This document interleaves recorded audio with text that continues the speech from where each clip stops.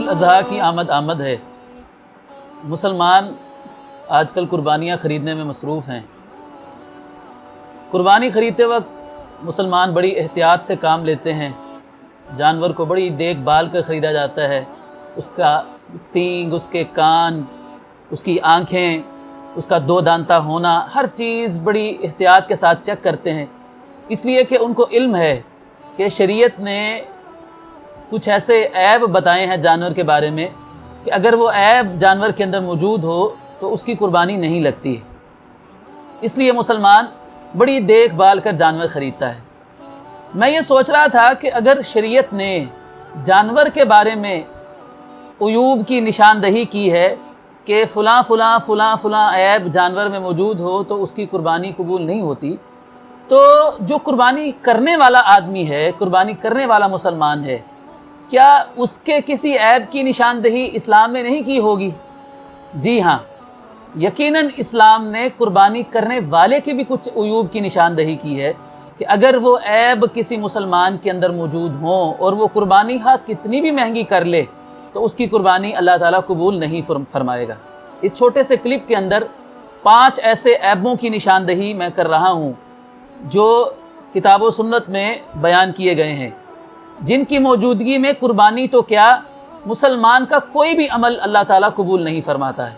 سب سے پہلا عیب جو ہے وہ شرک ہے۔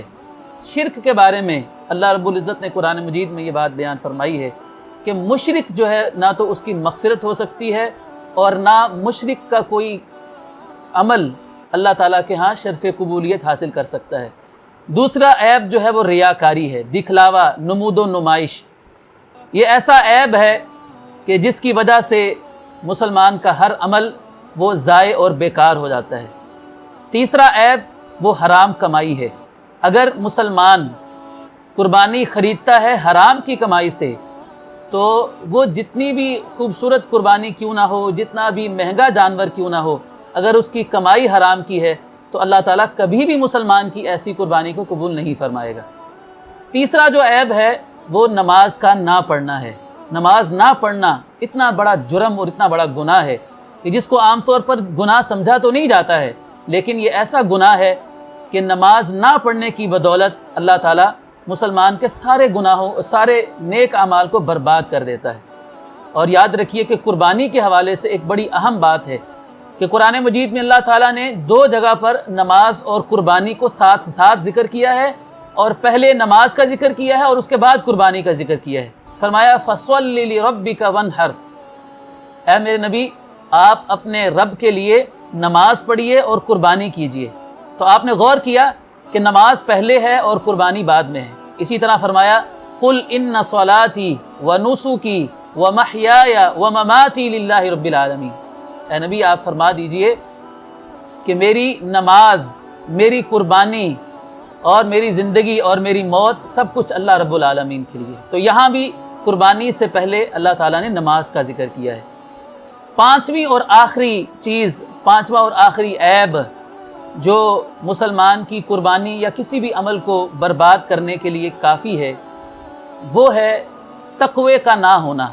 اور عمل کی قبولیت کے لیے تقوی کا ہونا یہ بہت ضروری ہے۔ اللہ تعالیٰ نے قرآن مجید میں قربانی کے بارے میں فرمایا ہے کہ انما یتقبل اللہ من المتقین، کہ اللہ تعالیٰ تو صرف متقی لوگوں کی قربانی کو قبول فرماتا ہے۔ اور ایک اور جگہ پر قرآن مجید میں جہاں قربانی کا ذکر ہے وہاں فرمایا کہ لن ینال اللہ لحومها ولا دماؤها ولکن ینالہ التقوی منکم، اللہ تعالیٰ کو تمہاری قربانیوں کا گوشت نہیں پہنچتا، تمہاری قربانیوں کا خون نہیں پہنچتا، اللہ تعالیٰ کو تو تمہارا تقوی پہنچتا ہے جو کہ دلوں میں ہوتا ہے۔ اس لیے عزیز ناظرین گرامی، ایک مسلمان کو جہاں قربانی کا جانور خریدتے وقت قربانی کے جانور کے عیبوں کو دیکھنا ہوتا ہے، وہاں ایک مسلمان خود اپنے اوپر غور کر کے دیکھے کہیں اس کے اندر تو کوئی عیب موجود نہیں ہے۔ جانور تو بہت مہنگا خرید لیا، بہت خوبصورت خرید لیا، لیکن خود اپنے اندر اگر عیبوں کو دور نہ کیا تو قربانی کا جانور خواہ کتنا بھی مہنگا ہوا اللہ تعالیٰ نے اس کو قبول نہیں کرنا ہے۔